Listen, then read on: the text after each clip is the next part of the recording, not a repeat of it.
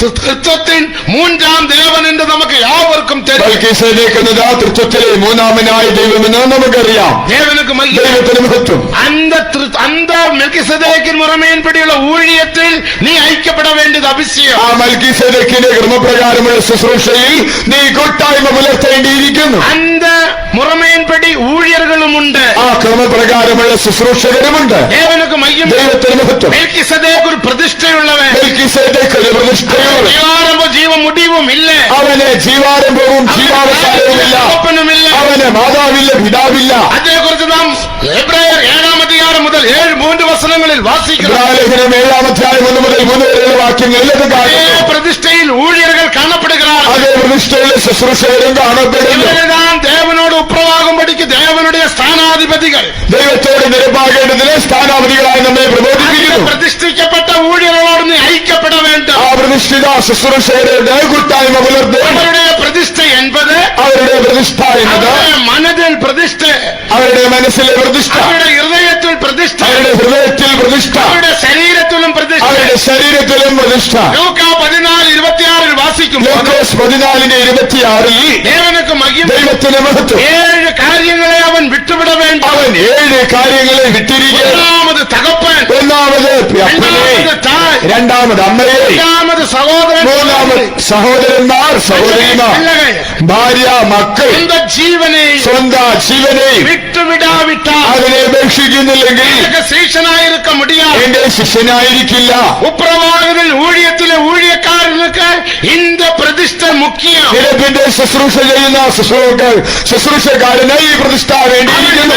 7 കാര്യങ്ങളെ വിട്ടുവിട വേണ്ട. അവന് 7 കാര്യങ്ങളെ ഉപേക്ഷിക്കുക. 7 കാര്യങ്ങൾ ജീവനുള്ള കാര്യങ്ങൾ. 7 കാര്യങ്ങൾ ജീവനുള്ളത്. തകപ്പനെ വിട വേണ്ട. അവൻ അപ്പനെ ഉപേക്ഷിക്കുക. വിട വേണ്ട. അമ്മയെ ഉപേക്ഷിക്കണം. സഹോദരിയെ വിട വേണ്ട. സഹോദരിയെ വിട്ടുകൾ. സഹോദരനെ വിട വേണ്ട. സഹോദരനെ ഉപേക്ഷിക്കണം.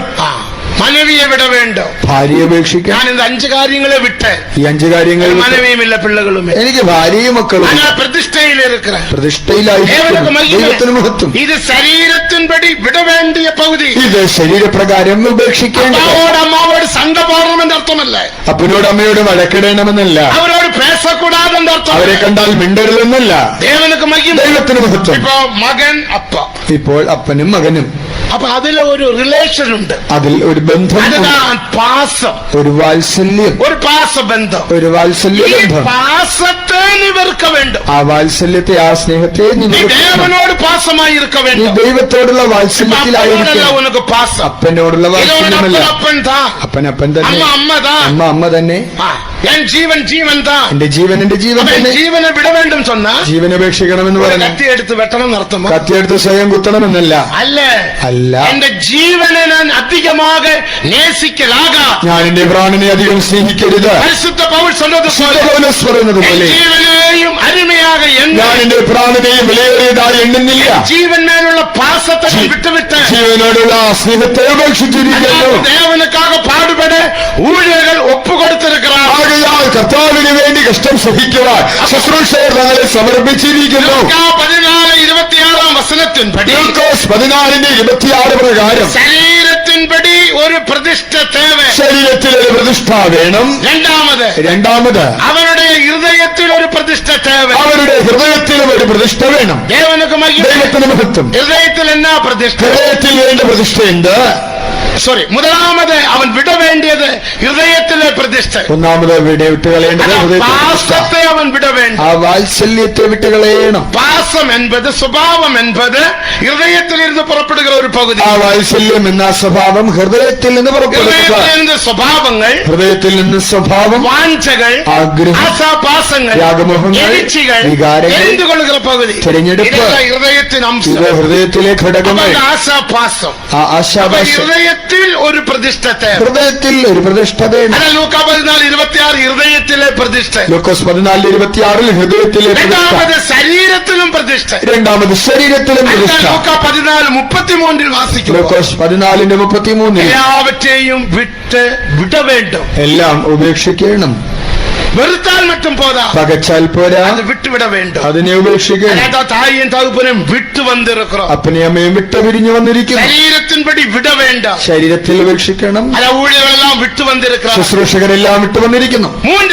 മൂന്നാമത് அந்த பிரதிஷ்டை மனதிலும் ആ காணப்படும். പ്രതിഷ്ഠ മനസ്സിലും ഉണ്ടായിരിക്കണം. அதுதான் 45ஆம் சங்கீதம் 10ஆம் வசனத்தில் 45-ാം സങ്കീർത്തനം 10-ാം വാക്യത്തിൽ நீ எல்லாவற்றையும் மறக்க வேண்டும். നീ എല്ലാം മറക്കണം. വാസിംഗ 10.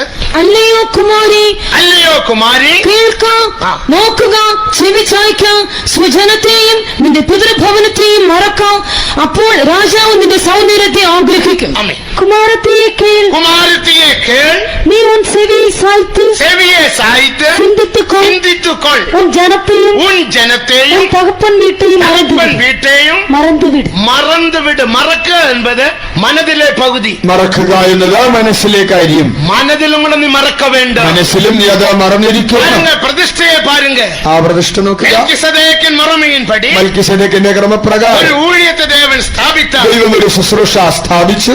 அந்த ஊழியக்காரனாக மாற்றப்பட ആ வேண்டுமானால் ശുശ്രൂഷകനാകണമെങ്കിൽ ബൈബിൾ എടുക്കുന്നവൻ എല്ലാം ഊഴിയക്കാരൻ சொல்ல முடியாது. ബൈബിൾ എടുക്കുന്നവനെല്ലാം ശുശ്രൂഷകൻ എന്ന് പറയാനാവില്ല. പ്രതിഷ്ഠയുള്ളവനെ ഊഴിയർ, പ്രതിഷ്ഠയുള്ളവനാണ് ശുശ്രൂഷകൻ. അയക്കപ്പെട്ടവനെ ഊഴിയർ. അയക്കപ്പെട്ടവൻ അത്രേ ശുശ്രൂഷകൻ. தேவனுக்கு மகிமை. ദൈവത്തിന് മഹത്വം. என் பிதா என்னை அனுப்புகிறது போல എന്റെ പിതാവിനെ അയച്ചതുപോലെ நான் உங்களையும் அனுப்புகிறேன். ഞാൻ നിങ്ങളെ അയക്കുന്നു. இயேசு அனுப்பப்பட்டவர். യേശു അയക്കപ്പെട്ടവൻ. இசையா 48:16 கடைசியில் வாசிக்கும்போது 48:16 ഒടുവിൽ கர்த்தராகிய ஆண்டவரும் യഹോവയായ കർത്താവ് அவருடைய ആവിയും തന്റെ ആത്മാവ് എന്നെ അനപ്പിനാർ. എന്നെ അയക്കുന്നു. എൻ പിതാ എന്നെ അനപ്പിനത് എന്റെ പോലെ പിതാവിനെ അയച്ചതുപോലെ ഞാൻ ഉങ്ങളെയും ഞാൻ അനപ്പുகிறேன். നിങ്ങളെയും അയക്കുന്നു. പിതാവ് എപ്പടി അനപ്പിനാർ? പിതാവ് എങ്ങനെയാണ് അയച്ചത്? വിധത്തിൽ അനപ്പിനാർ. 5 വിധത്തിൽ. முதலாவது பரிசுத்தப்படுத்தி ഒന്നാമത് വിശുദ്ധീകരിച്ചയച്ചു. இரண்டாவது அபிஷேகம் பண்ணி அனுப்பினார். രണ്ടാമത് അഭിഷേകം ചെയ്തയച്ചു. மூன்றாவது தியாகியாக அனுப்பினார். മൂന്നാമത് ത്യാഗിയായിട്ട് അയച്ചു. நாலாவது കഷ്ടങ്ങളിലൂടെ അനുപ്പിനാർ. നാലാമത് കഷ്ടതയിലൂടെ അയച്ചു. രണ്ടാമത് അധികാരം കൊടുത്ത് അനുപ്പിനാർ. രണ്ടാമത് അധികാരം നൽകി അയച്ചു. മെൽക്കിസേദെക്കിൻ മുറമയിൻപടി മൽക്കിസേദെക്കിന്റെ ക്രമപ്രകാരം ാக മാറ வேண்டும். ഒരു ശുശ്രൂഷകനാകണമെങ്കിൽ അവൻ അനുപ്പപ്പെട வேண்டும். അവൻ അയക്കപ്പെടണം. അവൻ അழைக்கப்பட வேண்டும். അവൻ വിളിക്കപ്പെടണം. വിശ്വാസ ജീവിതമുടയവൻ, വിശ്വാസ ജീവിതമുള്ളവൻ, പ്രതിഷ്ഠയുടയവൻ, പ്രതിഷ്ഠയുള്ളവൻ, മാംസത്തിൻപടി ഒരുവനെയും അറിയാത്തവൻ. പ്രകാരം ആരെയും അറിയാത്തവൻ. അതാ പ്രതിഷ്ഠ. അതാണ് പ്രതിഷ്ഠ. എന്നോ മേന്മ. എത്ര ശ്രേഷ്ഠത! എவ்வளவு മേന്മയാണ് ഊഴിയം. എത്ര ശ്രേഷ്ഠതയേറിയ ശുശ്രൂഷ! ലേസാന ഊഴിയമല്ല. ഒരു നിസ്സാരമായതല്ല. தேவனால் அழைக்கப்படாவிட்டால் ദൈവത്താൽ വിളിക്കപ്പെട്ടില്ലെങ്കിൽ இந்த ஊழியம் செய்ய முடியாது. ആരും ഈ ശുശ്രൂഷ ചെയ്യാനാവില്ല. എബ്രായർ 5-ാം അധികാരം 4-ാം വചനത്തെ പഠിക്കുമ്പോൾ എബ്രായലേഖനം 5-ന്റെ 4-ാം വാക്യം വായിച്ചാൽ അവരെ പോലെ അழைக்கப்படாமல் അവരെ പോലെ വിളിക്കപ്പെടാതെ സ്വയமாக இந்த கனமான ஊழியத்தை செய்ய முடியாது. ആരും സ്വതവേ ഈ മഹത്വമേറിയ സ്ഥാനം ഏറ്റെടുക്കുന്നില്ല. അവരെ പോലെ അழைக்கப்பட வேண்டும். അവരെ പോലെ വിളിക്കപ്പെടണം. എല്ലാ ഊഴിയர்களுം അழைக்கப்பട്ടവർ. ഇവിടെയുള്ള എല്ലാ ശുശ്രൂഷകരും അവർ വിളിക്കപ്പെട്ടു. നന്മயான ஊழியம். ഇതാ ഒരു ശ്രേഷ്ഠതയേറിയ ശുശ്രൂഷ. ஊழியம். ഇതൊരു നിത്യ ശുശ്രൂഷ. അസവില്ലാത്ത ஊழிയം. ഇതൊരു ഇളകാത്ത ശുശ്രൂഷ. മഹിമയിൻ ஊழியம். ഇതൊരു മഹത്വ ശുശ്രൂഷ. ഇത് മാറ്റമില്ലാത്ത ஊழியம். മാറാത്ത ശുശ്രൂഷ. இந்த ஊழியத்தை குறித்த 2 കൊരിന്ത്യർ 3-ാം അധികാരം 6-ാം വചനത്തിലിരുന്ന് 17-ാം വചനം വരെ വീടുകളിൽ വാസിക്കുക. 2 കൊരിന്ത്യർ 3-ാം അധ്യായം 6 മുതൽ 17 വരെ വീട്ടിൽ ചെന്ന ഈ ശുശ്രൂഷയെ കുറിച്ച് വായിച്ചറിയുക. ഇത് മേന്മயான ஊழியம். ഇതൊരു ശ്രേഷ്ഠതയേറിയ ശുശ്രൂഷ. தேவனுக்கு மகிமை. ദൈവത്തിന് മഹത്വം. இப்படிப்பட்ட ஊழியத்தின் மூலமாக ഇങ്ങനെയുള്ള ശുശ്രൂഷയിലൂടെ எபிரேயரின் முறைமையின்படி മൽക്കിസേദെക്കിന്റെ ക്രമപ്രകാരം പ്രതിഷ്ഠയിൽ വന്ന ஊழியர்கள் மூலமாக ഈ പ്രതിഷ്ഠയിൽ വന്ന ശുശ്രൂഷകരിലൂടെ ஊழியர்களுக்கு தேவன் உபதேசத்தை கொடுத்தார். അങ്ങനെയുള്ളവർക്ക് ദൈവം ഉപദേശം നൽകി. அவருடைய உபதேசத்தோடு நீ ஐக்கியப்பட வேண்டும். അവരുടെ ഉപദേശത്തോട് കൂട്ടായ്മ പുലർത്തുക. நீங்கள் எங்கே ஐக்கியமாயிருக்கிறீர்கள்? നിങ്ങൾ എവിടെയാണ് കൂട്ടായ്മ പുലർത്തുന്നത്? நீங்கள் போகிற இடங்களில் இப்படிப்பட்ட உபதேசம் உண்டா? നിങ്ങൾ പോകുന്നിടത്ത് ഇങ്ങനെയുള്ള ഉപദേശമുണ്ടോ? இப்படிப்பட்ட உபதேசத்தை உன்னால கேட்க முடிகிறது? ഇങ്ങനെ ഉപദേശം കേൾക്കാൻ നിനക്ക് കഴിയുന്നുണ്ടോ? தேவனுக்கு மகிமை. ദൈവത്തിന് മഹത്വം. வெறும் செழிப்பின் உபதேசத்தை கேட்டால் போதும். വെറും സമൃദ്ധിയുടെ സുവിശേഷം കേട്ടാൽ പോരാ. தேவனுக்கு கொடுங்க, தேவன் உங்களை ஆசீர்வதிப்பார். ദൈവത്തിന് കൊടുത്താൽ മതി. ദൈവം നിങ്ങളെ അനുഗ്രഹിച്ചുകൊള്ളും. நமக்கு உலக ஆசீர்வாதமல்ல முக்கியம். നമുക്ക് ലോകാനുഗ്രഹമല്ല പ്രധാനം. முதலாவது தேவனுடைய ராஜ்யமும் நீதியும் தேடுங்க. മുൻപേ ദൈവത്തിന്റെ രാജ്യവും അവന്റെ നീതിയും അന്വേഷിപ്പി. அப்பொழுது இவைகளெல்லாம் கூட கொடுக்கப்படும். അപ്പോൾ ഇവയെല്ലാം അതോട് കൂടെ ലഭിക്കും. தேவ ஜனமே, ദൈവജനമേ, நீ பணத்துக்கு பின்னாலே போகாதே. പണത്തിന്റെ പിന്നാലെ ഓടരുത്. நீ உலகத்திலே பெரியவனாக வேண்டும் என்று ஆசைப்படாதே. ലോകത്തിൽ ശ്രേഷ്ഠനായി തീരുമാനിച്ചിക്കരുത്. ஆனா மகிமைக்கு நீ இடம் கொடாதே. ആ ചെലപ്പ്, மான மகிமை. ആ മാനമഹത്വത്തിന് നീ ലോകം എന്നാൽ പ്രതിഷ്ഠിത ശുശ്രൂഷകരുടെ കൂട്ടായ്മ அவர் വളർത്തുവിൻ. மூலமாக கொடுக்கப்படுகிற உபதேசத்தை അവരിലൂടെ നൽകപ്പെടുന്ന ഉപദേശത്തിന് நீ ஜீவிப்பாயாக. അതനുസരിച്ച് ജീവിക്കുക. இது தேவனுடைய உபதேசம். ഇത് ദൈവത്തിന്റെ ഉപദേശം. பாருங்க, നോക്കുക, இச்சையோட பார்த்தால் മുഖത്തോടുകൂടെ നോക്കിയാൽ அவளுமாக വ്യഭിചാര പാപം செய்தாய். അവളുമായി വ്യഭിചാരം ചെയ്തു കഴിഞ്ഞു. இச்சையோட பார்க்க நமக்கு அதிகாரம் இல்லை. മുഖത്തോടുകൂടെ നോക്കുവാൻ നമുക്ക് അധികാരമില്ല. ஜீவியா അങ്ങനെയുള്ള ഒരു ജീവിതം கൃപയാല് അനേക ദേവ പിള്ളകൾ அப்படி ஜீவிக்கிறார்கள். കൃപയാൽ ധാരാളം ദൈവമക്കൾ ഇങ്ങനെ ജീവിക്കുന്നു. அந்த உபதேசம் இருந்தா தான் ஜீவிக்க ആ முடியும். ഉപദേശമുണ്ടെങ്കിലേ ജീവിക്കാനാവൂ. உபதேசம் இராவிட்டால், ഉപദേശമില്ലെങ്കിൽ உபதேசத்தை கேட்டால் மட்டும் போதும். ഉപദേശം കേട്ടാൽ പോരാ. ആ ഉപദേശത്തെ നീ എക്സസൈസ് അഭ്യാസം പയർച്ചി பண்ண வேண்டும். ആ ഉപദേശത്തെ അഭ്യസിക്കണം, പരിശീലിക്കണം. നമുക്കൊരു കൈയുണ്ട്. നമുക്കൊരു കൈയുണ്ട്. യേശപ്പച്ചൻ சொன்ன ഒരു ഉദാഹരണം. ഏസി അപ്പച്ചൻ പറഞ്ഞൊരു இந்த കാരണം, கையேന്ന് കെട്ടിപ്പോട്ടാൽ ഈ കൈ പിടിച്ചു വെച്ചാൽ ഒരു വർഷத்துக்கு பிறகு ഒരു വർഷത്തിന് ശേഷം കെട്ട് അവിത്ത് വിടുങ്ക, ഈ കെട്ടഴിച്ചു നോക്കുക, കൈ വരാതെ. കൈ ഇങ്ങനെ വഴങ്ങുകയില്ല. കൈ ഇങ്ങനെ വഴങ്ങുമോ? അപ്പച്ചൻ சொன்னார், അപ്പച്ചൻ നീ പറഞ്ഞു, കണ്ണെ കെട്ടിപ്പോടുങ്ക, നീ കണ്ണടച്ചു ഒരു നോക്കുക. വർഷத்துக்கு பிறகு ഒരു വർഷം കഴിഞ്ഞ് ഉനക്ക് കണ്ണുക്ക് പാർവയിടാ, നിന്റെ കണ്ണിന് കാഴ്ചയില്ല. ഉനക്ക് ഒരു കൈയുണ്ട്, ഒരു കൈയുണ്ട്. അത് നീ എക്സസൈസ് பண்ண வேண்டும். അത് ഇങ്ങനെ അഭ്യസനം ഉനക്ക് ഒരു ചെയ്യണം. കണ്ണുണ്ട്, ഒരു കണ്ണുണ്ട്. അത് നീ എക്സസൈസ് പയർച്ചി பண்ண അത് வேண்டும். പരിശീലനം ചെയ്യണം. தேவனுக்கு உபதேசத்தை வெளிப்படுத்தினார். ദൈവം നിനക്ക് ഉപദേശം വെളിപ്പെടുത്തി. ആ ഉപദേശം കേൾക്കുന്നത് മറ്റുമല്ല, അത് കേൾക്കുന്നത് മാത്രമല്ല, அதை பயிற்சிக்க வேண்டும். അത് അഭ്യസിക്കണം. தேவ ஜனமே, ജനമേ, நீ பயிற்சிக்க നീ வேண்டும். അത് പരിശീലിക്കണം. இந்த காதால கேட்டு இந்த காதால விட்டு விடாது. ഒരു ചെവി കൊണ്ട് കേട്ടാൽ മറ്റൊരു ചെവിയിലൂടെ அப்படி நீ വെക്കുകയില്ല. பயிற்சிக்க வேண்டுமானால் നീ അത് உனக்கு പരിശീലിക്കണമെങ്കിൽ ஒரு ஐக்கியம் தேவை. ഒരു കൂട്ടായ്മ വേണം. ஆகையால் பரிசுத்த பவுல் சொல்கிறார், ആകയാൽ யோவான் சொல்லுகிறார், യോഹന്നാൻ പറയുന്നു, நீங்கள் எங்களோட ஐக்கியமாயிருங்கள், നിങ്ങൾ ഞങ്ങളോട് കൂട്ടായ്മ പുലർത്തുന്നു. அப்போது தேவ உபதேசத்தை கேட்கலாம். അപ്പോൾ ദൈവിക ഉപദേശം കേൾക്കാം. தேவனுக்கு மகிமை. ദൈവത്തിന് മഹത്വം. நான் என் வார்த்தைகளை முடிக்கிறேன். ഞാൻ എന്റെ വാക്കുകൾ ചുരുക്കട്ടെ. സമയമായല്ലോ. അതിനാൾ നമ്മെ ഒപ്പടയ്പോ. ആകയാൽ നമ്മെ സമർപ്പിക്കാം.